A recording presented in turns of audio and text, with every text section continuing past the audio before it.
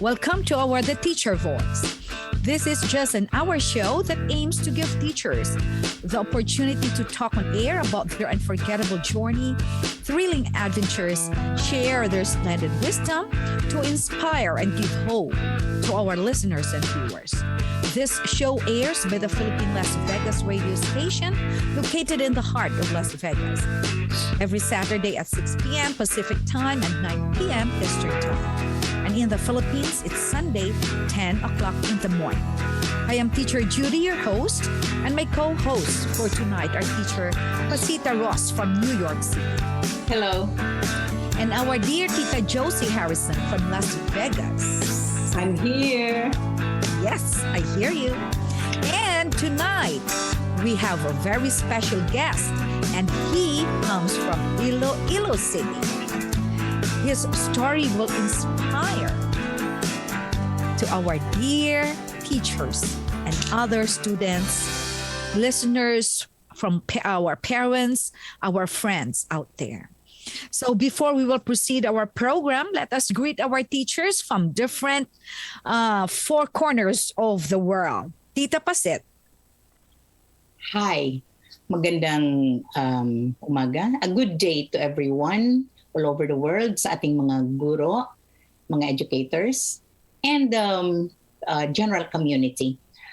We are very happy to bring you the teacher voice again today, and we hope that we bring you something to make education and your job, education better and your jobs maybe a little more inspiring.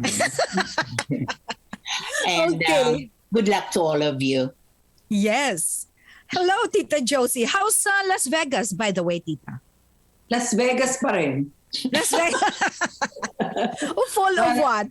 Yeah. Full of... Hello to everyone. Marami pong salamat sa pagsubaybay ninyo sa aming programa.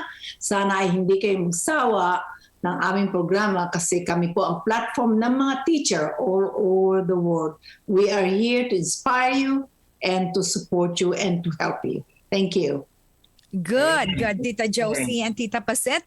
Of course, I just want also to greet my friends out there in the Philippines and here in America. We would like to share to you some points again.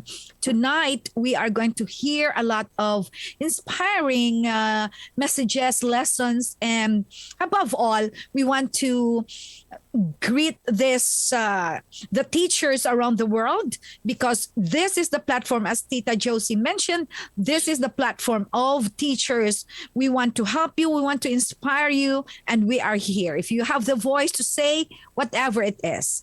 Okay. Tita Josie, can you introduce our guest for tonight? Okay. I will not say the name because we want a big introduction. Oh, and you are supposed wow, to declare yes. who is the special prize. Mm.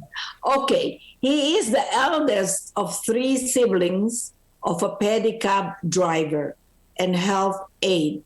He helps his parents sell vegetables in the market and does other chores to sustain his college education. All Filipinos are well known for that.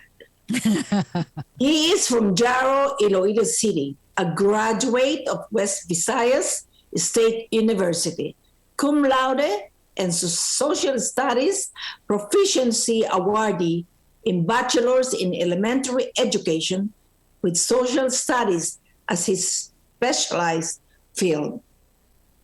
He is a certified National Educators Academy of the Philippines learning facilitator, outstanding guidance coordinator, outstanding student of pupil government advisor. Presently, he is the education program supervisor of Region 6 HRDD. He got a scholarship grant at UP Diliman sometime. He was awarded as an outstanding teacher of Haro 1 Elementary. He passed the principal's exam and was a recipient of the Department of Education Integrated Scholarship Program at Xavier University, Ateneo de Cagayan last 2008. He has assumed assignments as principal in different schools.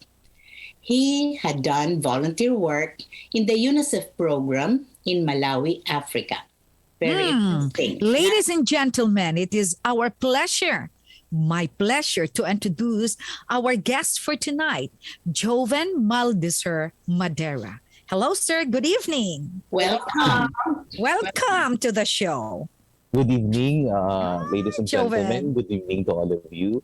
It's a pleasure to be in this radio station, PHLB, and it's nice to hear each one of you. Yes. Thank you. Thank you. Joven, would you like to greet your friends out there in the Philippines, especially in Haro, Iloilo? Especially in I- Region 6. Region 6.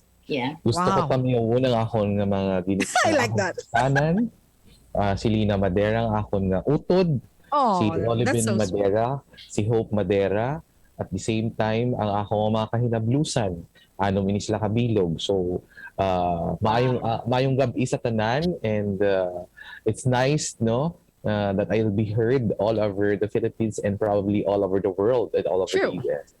Yes. Tita Yes. Josie, so pwede na, can you understand na sang, talagang Ilonggo yun, Tita Josie. Malalim. Tita Pasit, can you understand that? I understand May that. konti. Oh, Tita Pasit is From very Masbate. well versed in, yes, that's true. So, Tita Josie, ay kawawa ngayon kay Tita Josie, hindi nakaintindi.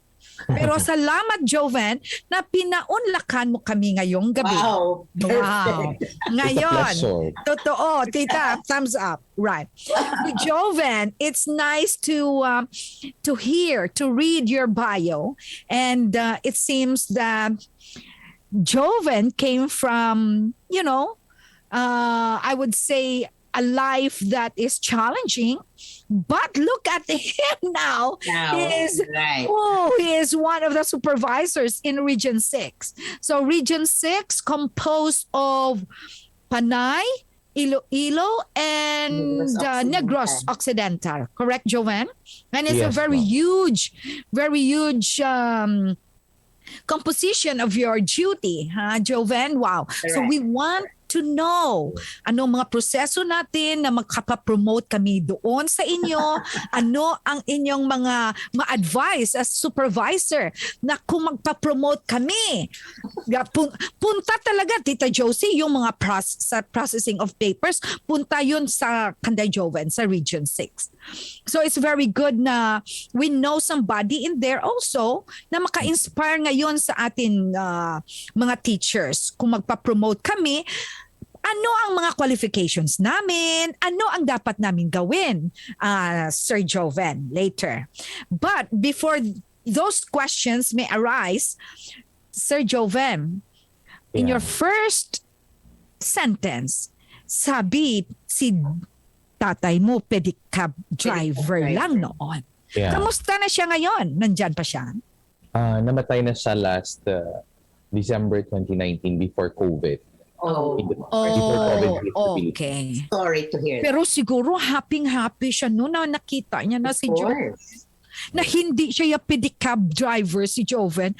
Ngayon, supervisor na ng Region 6. Sir Joven, can you tell us about paano ka naka-rise up sa mga challenges ng life mo na, of course, magsabi tayo na pedicab driver si tatay mo noon. Siyempre, may mga challenges. Pero paano ka naka-go to school? Ka-continue schooling? Actually, my father was before a military. Parang my mother decided to let him resign, knowing that he will be assigned in Mindanao, and you know how chaos in Mindanao area. And at that time, it seems that he was just graduated his high school and wasn't able to finish his college. And there's no other way to earn money, but probably there are other things that he could do until such time that he decided to be a pedicab driver, and that they would sustain our daily lives, no? So what we gonna do is, my brother is also having this driving for during the night time, starting 6 o'clock until 9 p.m. so that he could also help our family at that time during our high school years, and I also helped because we have a backyard and we have lettuce, we have pechay, we have kamote and other vegetables. So I used to sell it in Iloilo Central Market. Okay. So that helps me to survive in my high school years until such time that when I was already in college, I wanted to take up nursing, but I understand our financial situation, which my parents could not afford me to send to college. So that's why I enrolled to a certain state university where there is only a little tuition, and I apply also for a scholarship. And at that time, I don't pay any tuition at all, and only a miscellaneous. So just to earn a little from the selling vegetable and from my father's income as a pedicab driver and my mother's income, so that I used to purchase books and my daily allowance as a scholar in West Visayas State University at the time. And it seems that it's hard for me to start to be an educator, or I mean to be an education student, knowing that it's not my first love. And I really wanted to take up nursing. So I have a little bit pasaway in my first year, second year college, until such time that I was able to cope up during my third year and fourth year, and I learned to love to become a teacher. Yeah. Wow, that's so cool. That's so cool. Tita Josie, you have a question? Yes, nung nag-aaral ka na, alam mong situation nyo, nag-aaral din ba yung mga siblings mo at the same time? Oo. Yeah. That's why all of us are already graduated in the state university, and all of us are scholars. Oh, it runs to the family, tita. Yung mga brain nila. You know, that's why I said, it's a typical life of Filipinos, because majority of the parents, aspiration nila is to see their children, Graduate ano from pang mangyari, graduate and Sa college. degree holder. Yeah. Lahat tayo Yeah. ganyan. So I admire your family, Your especially. parents, correct. Yeah. Yes. Thank you. Wow. Yeah, that's So cool. that is- Okay, I have a question. What do you think, even Tita Pasit or Tita Josie, Joven, bakit yung mga katulad natin na nanggaling sa Hirap. hirap, Hirap. no? Hirap. Bakit parang desperate tayo na makaahon talaga? What is in there? Why we become successful din? Yung most sa mga mahirap, naging successful. Because I think they don't want to experience it again, and I don't want that our children will experience that situation that we have experienced. Kaya siguro that those challenges are said to be our motivation to rise up. Exactly. Okay. Exactly. Very good. I have a question. Joven, you were thinking about being a nurse nung ikaw ay magka-college pa lang. But then, Yeah. yun nga, because of financial reasons, naging teacher ka lang. No? Some people would say that, but hindi nila alam yun. Anyway, I heard you said na but then you have begun to love teaching or education. What is it that made you Love. like education and being a teacher? What is it exactly? Well, I learned first that I wanted to become a nurse because my mother is working in Iloilo Mission Hospital as a health aide. So I was exposed on the life of and the Oh, I see. and Medical. and the luxury Okay. of the nurse person particularly. But when I was in college, I tried to love education, because when we have an immersion, particularly in the ITA community in San Joaquin, Okay. I've seen that there are underprivileged children that seems do not know how to read and write, and we tried to stay there for a month. I mean, during weekends, particularly, we tried to go back and forth in the city, back to San Joaquin, which is a little bit mountainous. And I've seen that if I could help them alleviate their situation, probably they will be they will be magiging katulad ko rin sila, magiging normal ang pamumuhay nila. So doon ko nakita na I'll be the one that would bridge the gap So nakikita ko na parang may worth as an educator, may worth as an education graduate probably. Yeah. Wow. Pero at that time, I was only third year and going to fourth year. Pero you know what, we say na lahat ng profession, lahat ng ay merong value. Yeah. Yung home health aid, yung pedicab driver, everybody, kahit ano pang profession mo ay very important talaga. Pero nakita mo talaga na kung ikaw ay makapagturo sa mga bata ng magagandang dapat nilang malaman, maiaahon mo sila sa kung ano man yung kanilang kahirapan. Yun ang nakita mo. That's why you started loving to be a teacher. Ganon.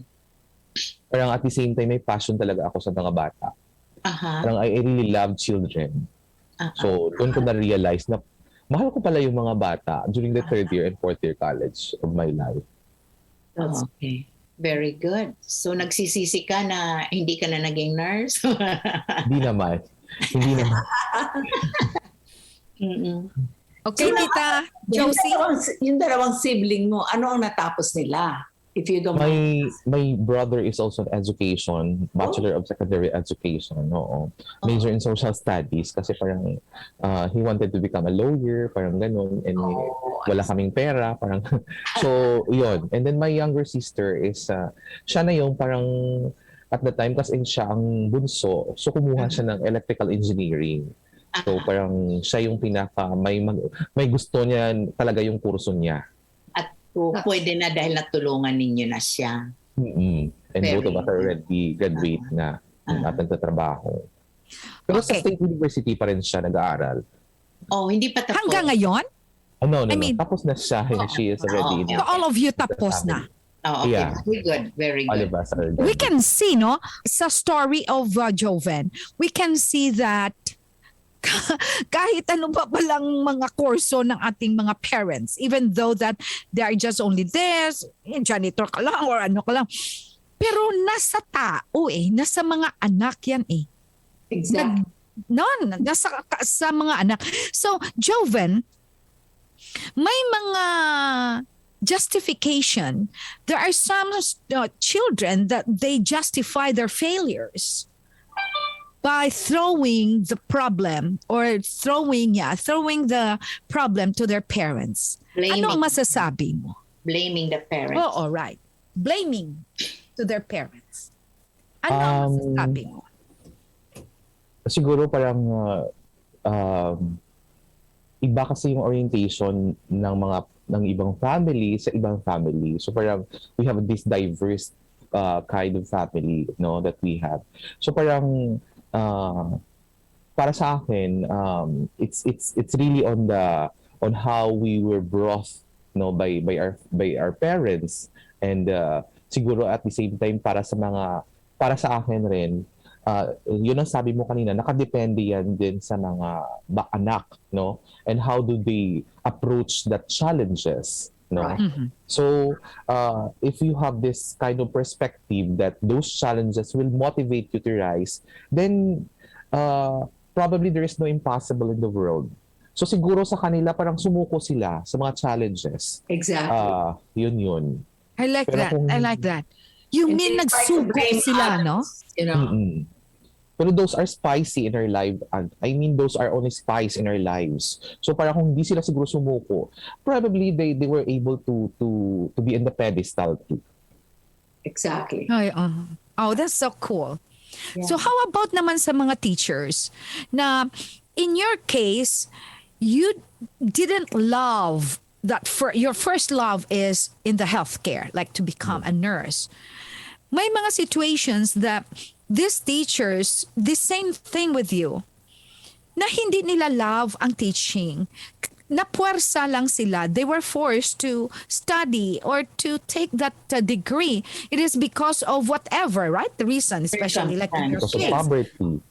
Poverty whatsoever. So ang question ko dito, ano ang masasabi mo sa mga teachers na hindi sila naging effective sa teaching nila dahil it is not their first love? What can you say about that? What can you tell them?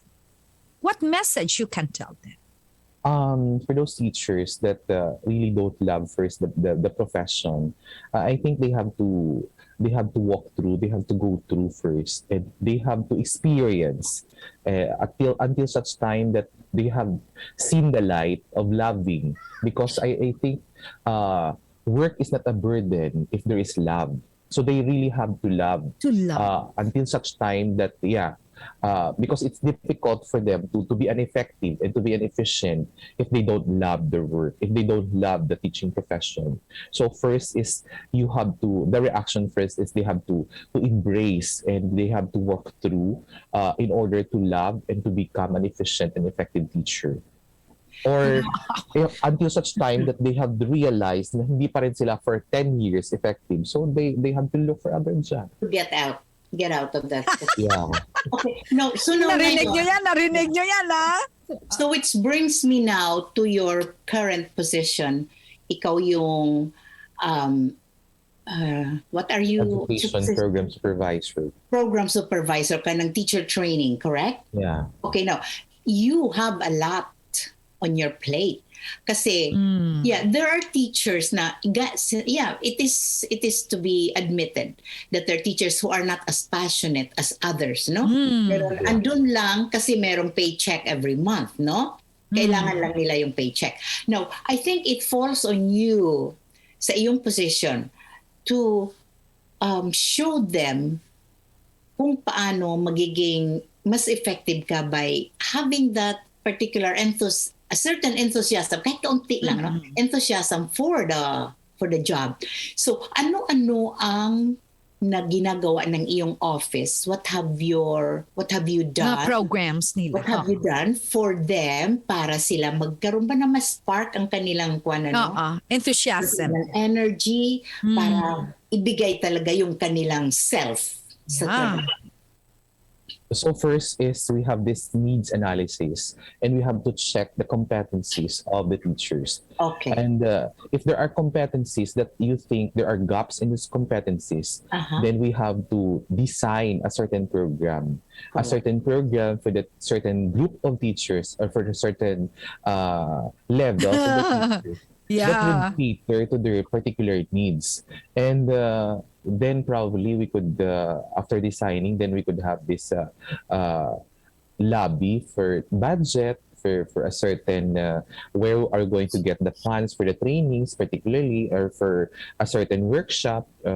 So and in that case, then we'll do the trainings. And it's not really the time that we get already that the teachers will be efficient, will be effective, will go back to their normal, or to be enthusiastic, but it would take time for them. It will take time, right? So we follow up until such time that we able to see that there are changes in terms of behavior, and the result is good.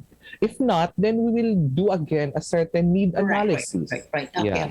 So it's practically giving them that professional development seminars and workshops, not only about pedagogy, kasi marunong niya sila magturo, kundi yung mga yung kanilang, we call them soft skills. Are they compassionate? Are they empathetic? May sympathy ba sila sa kanilang mga estudyante, especially yung poor?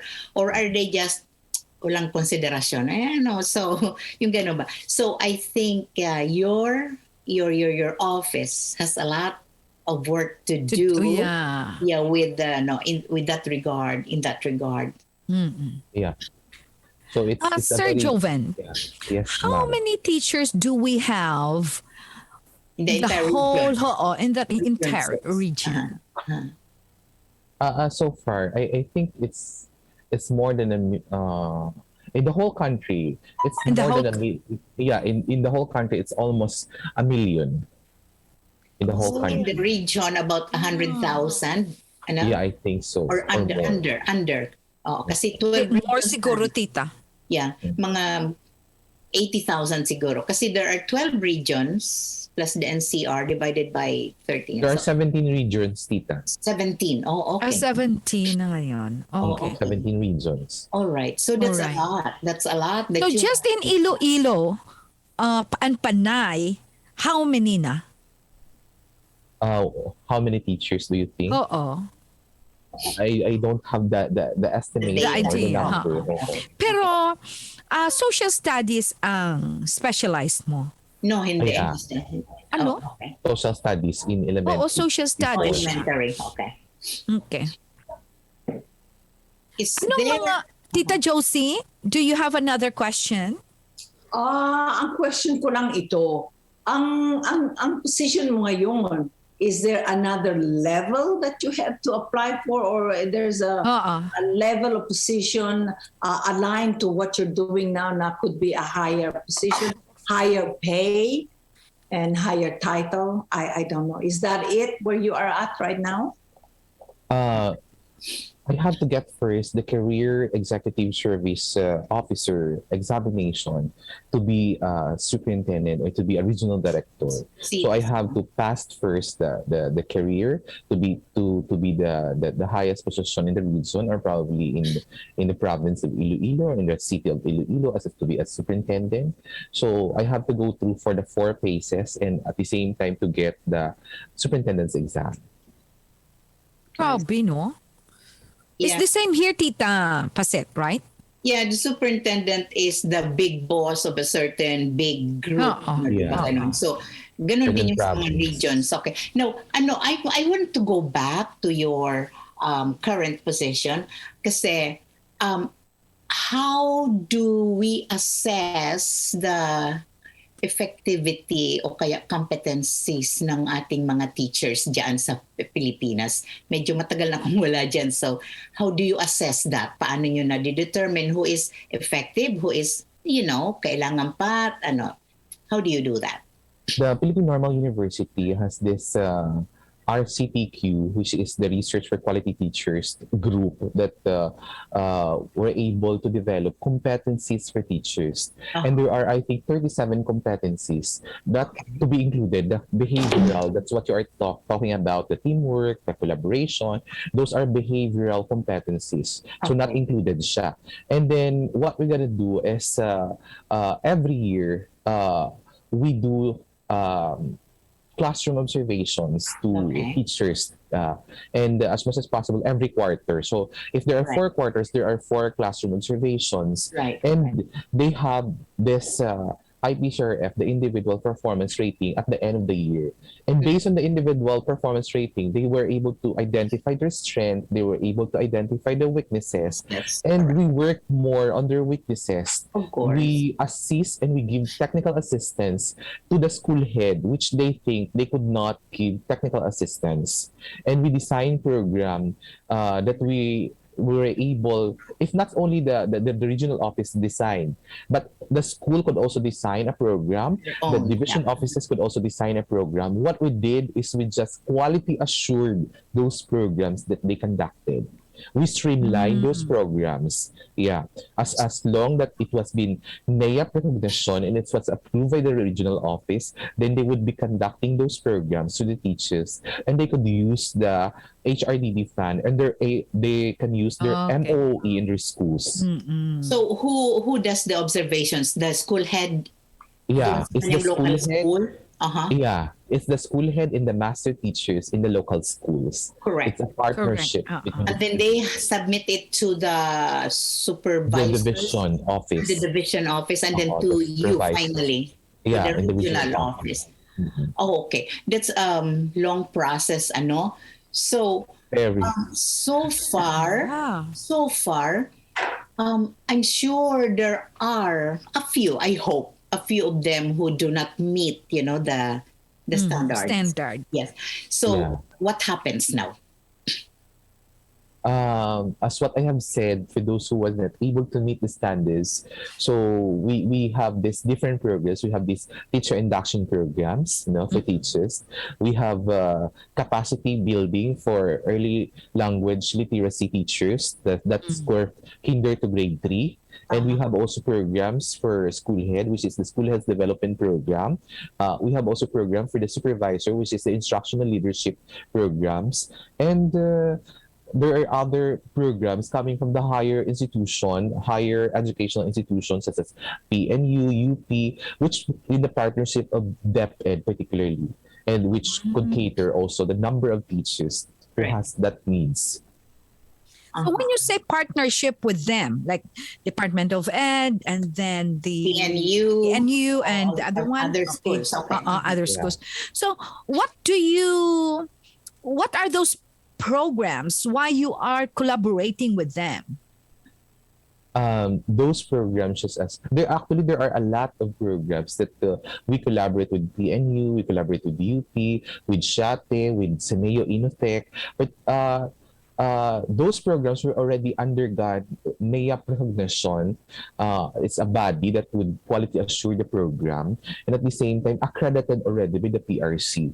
And because of Okay. the track record of the teacher training, particularly of that certain organization, so that's why we have to trust and we have this kind of partnership with them. And there are also programs which is funded by the USAID, funded by the Yeah, AUSAID, such as program like the ABC Plus, which is Advancing Basic Education.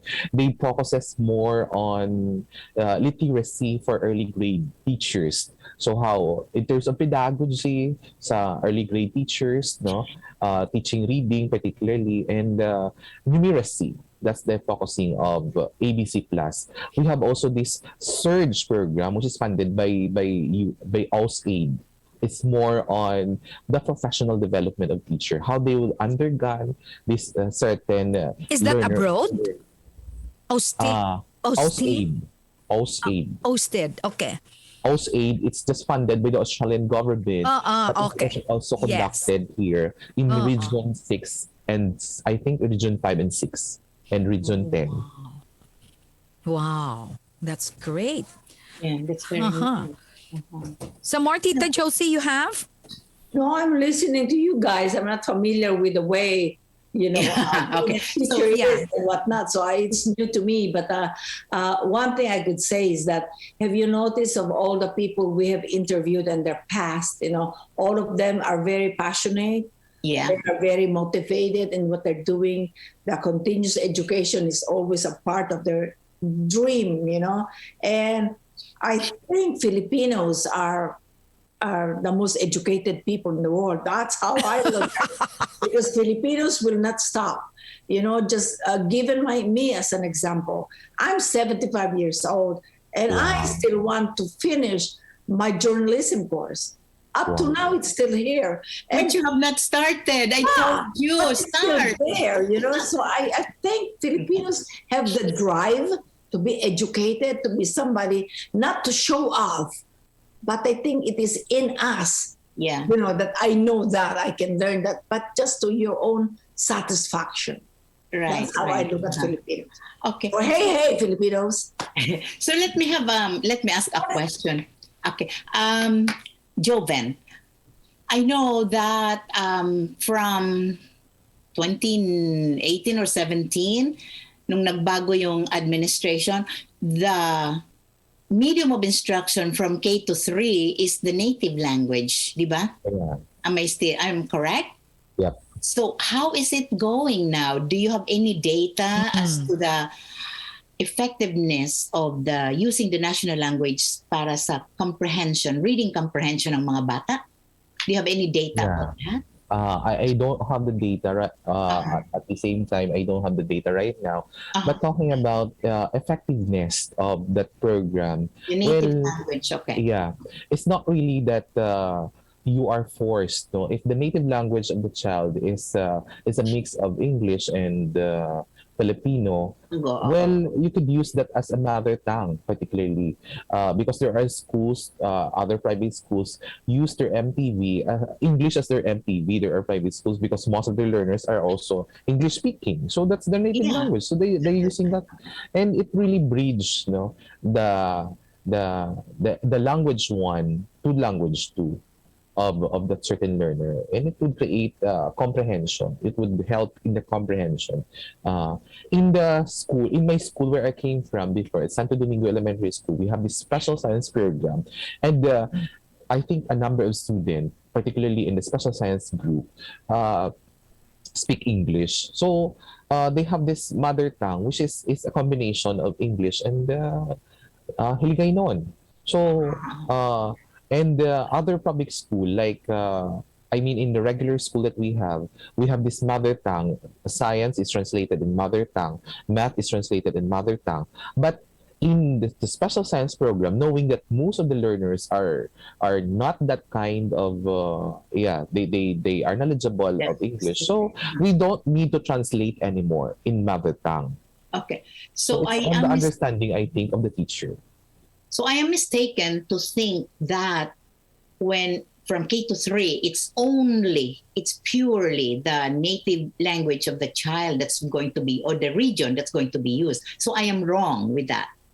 Yeah. Including English. Kasi lahat naman tayo dun English, Tagalog nasa There's radyo really a na. subject which is mother tongue Okay. based What do you mean by that? There's one specific subject. subject. Oo. How is that? And there is a certain curriculum and competencies that, example, a grade 1 should learn, particularly in mother tongue.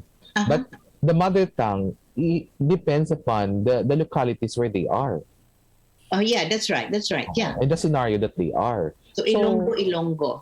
Ilonggo, oo. But if you think that your learner are not really the pure Ilonggo, Pure I mean, Ilonggo. that they are using, so the teacher would have that creativity in art to Okay.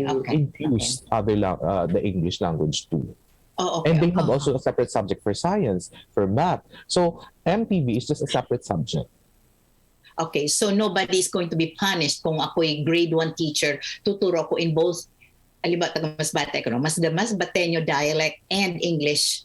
Isi-switch ko yeah. lang yun. I will not be in trouble. No, you're not in Okay. trouble. All right. You're not Okay. be punished. That clarifies it. Thank you. That's very good. Okay, so let's go to the global effect of this Mother teaching. tongue. Okay, Yeah. the mother tongue. Uh-huh. Let's talk about the global effect of this. Do you think? Imagine from grade 1 to Kindergarten Grade to three. 3. kindergarten to 3. 3. Uh-huh. Grade 3. So that is maybe 5 or Yeah, 5 7. years. Okay, 1, 2, 3, 5 4. years. No, just 4. No, 4 years. Only 4 years. 4 years lang. Do you think that there is a effect on this when they reach? Let's not talk about global first because it's just only until grade 3 though. So do you think that there is an effect on this when they reach 4, grade 4, grade. to their high school? Because it really bridged the gap in terms of comprehension. That's why they promote this mother tongue based education, knowing that if we go directly to the Filipino or to the English, some children are not really not able to comprehend it. But there are really teachers na they are really strict enough na say when we talk about mother tongue, ang pinakamalalim na salita, yun ang kanilang tinuturo, which is not supposed to be. They're supposed to teach what the child would understand. Oo. Hindi ganon. Hindi.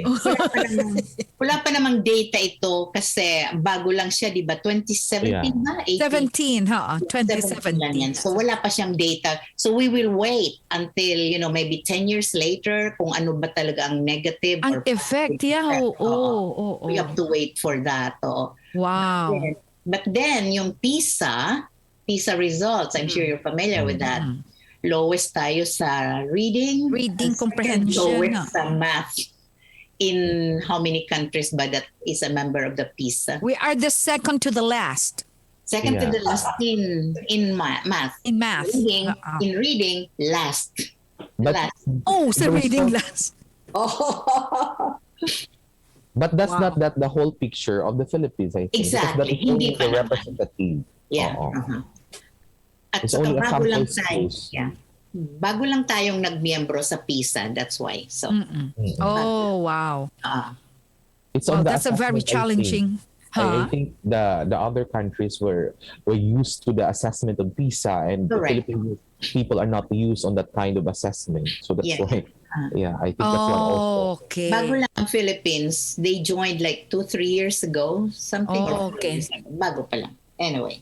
So you mean yung instrumentation of the test, parang ganon, iba Yeah. i-compare sa Ibang klase. Iba siya sa mga quarterly exam na binibigay ng Yeah, natin DepEd. Oo, dyan. natin. Oo, iba siya. Oo. Oo.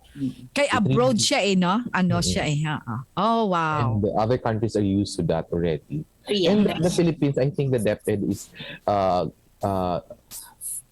I mean, unti-unti nilang ina-adapt yung mga critical questioning that the PISA is using. Okay. Correct. Wow, grabe no. Siguro talagang new sa mga bata ba? Mhm. It's really new for them. Oo. Especially ang structure ng mga test nila. Yung question. Talaga, oo. Aha. And it's not I think it's only 2 schools in Iloilo City that they were conducting. They conducted. It's Only not the in whole. the entire Yeah. Philippines? Not, I think no. It's not all. It's only Iloilo City. at random Dalawang siguro school tita. lang. Oo. Ang kinonduct okay. nila. Okay. Minsan, ang mga school na yun, parang hindi naman performing. Yung, Yeah, right. Oo. Talagang True, wala. oo. They were Totoo, Joven. Yeah. Okay, Oo. hindi kwan. Oo. Very good. Okay. So, Tita Josie, meron pa? Right now, ang naisip ko lang tanong sa iyo, Mr. Madera, yung ginagawa niyong, anong tawag dito, sa mga estudyante ngayon, sa eskwela mo ngayon, meron ba kayong mga challenge students? Yeah, right now, knowing that it's pandemic, it's most of us are in the modular and probably blended approach. And there are a lot of challenges knowing that we don't have this stable internet connectivity, or probably the student don't have this stable internet connectivity. They don't have the capacity to have this kind of gadget, laptops. So that's the challenging. Another one is for the modular approach, there are parents who could not assist really on their children. So there are community facilitators who went around, no? And even community facilitators are not paid because they are just a volunteer. They roam around the barangay to conduct, to help the children, but sometimes they don't have the capacity. They don't have this pedagogical skills. So that's also a challenge for those community learning facilitators. So those are challenges right now in the times of pandemic, and hopefully, if because there are only number in the whole Western Visayas, there are only 2 schools who are allowed to conduct limited face-to-face, 2 in Antique Division and 1 in Aklan, and the rest are still on this modality. We don't go to school. I mean, children are not going to school. The parents are just getting the modules and help answer the modules and assist their children. Okay. All right. So, Joven, sa ngayon, ano palagay mo ang malalaking challenges ng ating education in general or education in your region? Ano ba ang pinakamalaking challenge ng mga bata? Is it their reading comprehension? Is it the challenge of the Mathematics? of the economics? Is it the challenge of parents who have no ability to help them? Ano ba ang nakita ninyo na malaking problema talaga ng ating education? Well, when I was still a principal, I could say that it's really the literacy. The literacy. They know how to read, but they know how to write. But there are really who do not understand. Understand. Correct. Understanding. It's comprehension, particularly in the early language literacy, kinder to grade 3. And it's nice that OSAID is offering this kind of capacity building for teachers. And giving help, no, there are books that they give to the children, which is consumable. They just give it freely, no. And then, but what is important is because in the first quarter we conduct this comprehensive literacy assessment, and we conducted it through online. If the children has no capacity, then we have this. Halimbawa, 5 lang muna ang pupunta ng school. So, 7 o'clock to 8 o'clock isang bata. Na 8 o'clock to 9 o'clock another bata. Another bata. So, Kasi wala silang capacity to go online. Oo. So yun ang ginagawa ng teacher. So pagkatapos doon naman nalalaman ng teacher, ito pala may mga gaps pala in terms Yeah. of their literacy level. So sa grade 1, parang mother tongue yung tini-check. Sa grade 2, mother tongue and Filipino na. And then sa grade 3, mother tongue, English at saka Filipino. Tatlo Tatlo na. na. Oo. Kung in terms of literacy. Yun. So makita mo talaga na may gap sa comprehension kasi most of them, they are not yet ready in their grade level.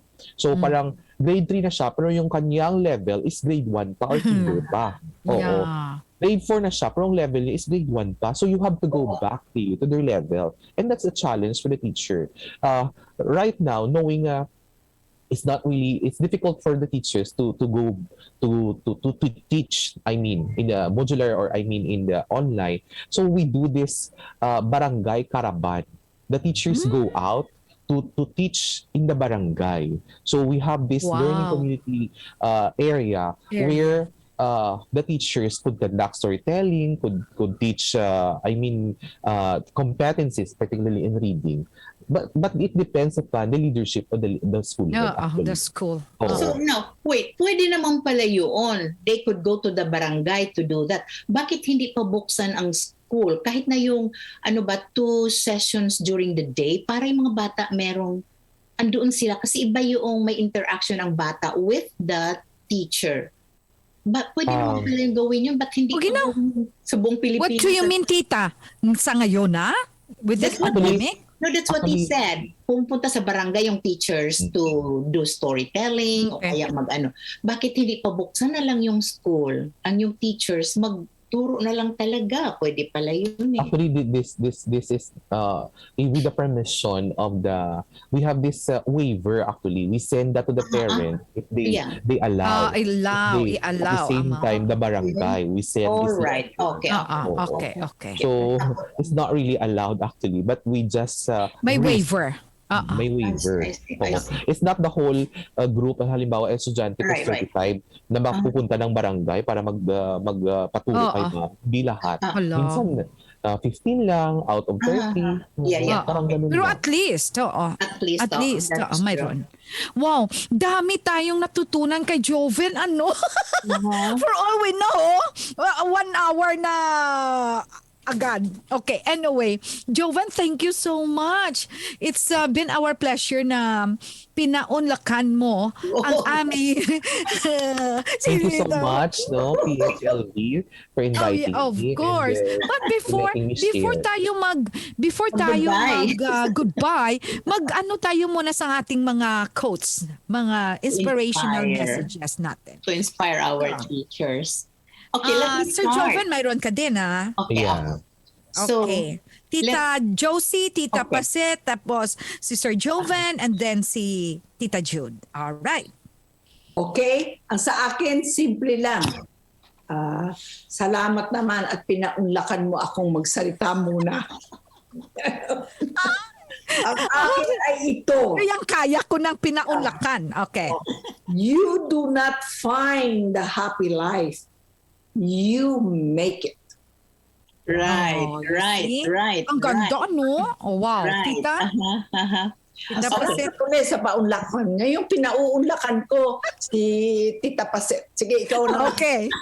Maraming salamat sa iyong pagpaunlak. Magpaunlak. Okay. All right. Now, ito ang akin Joven, yung iyong life story is very enlightening and inspiring. So I think my quote is related to that.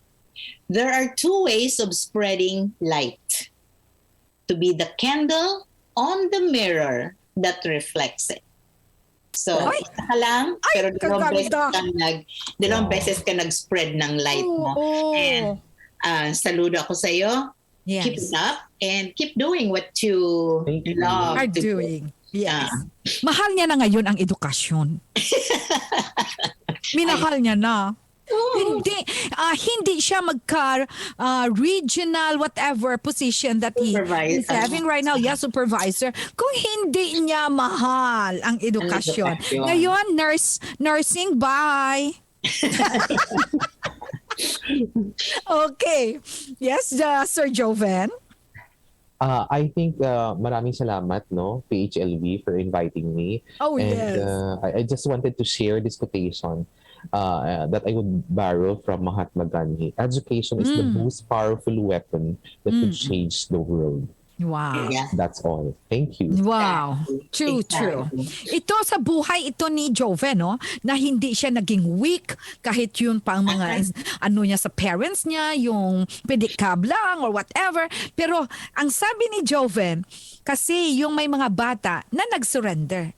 Parang Sure. naging surrender na lang. Give up They na. become weak. Oo. Pero ito, there will always be some sort of challenge you must face every day.